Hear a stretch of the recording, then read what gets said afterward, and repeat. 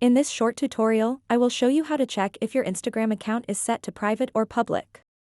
This is important because it determines who can see your posts and follow you on the platform.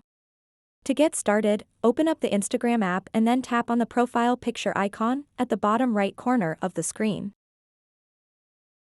If you see the professional dashboard, it means you have a creator or a business account. By default, professional accounts are set to public. If you don't see the professional dashboard on your profile, you might have a private or public personal account. To find out exactly whether you have a private or public account, tap on these three lines at the top right. Then scroll down a bit, and you'll see a section called Who Can See Your Content, and in that section, you'll see an option called Account Privacy. This will show you exactly whether you have a private or public account. As you can see, my account is set to public. If you want to make your account private, simply tap it. And then toggle on the switch next to the private account option. If you have a private account, you can toggle off the switch to make your account public. So that wraps up this tutorial.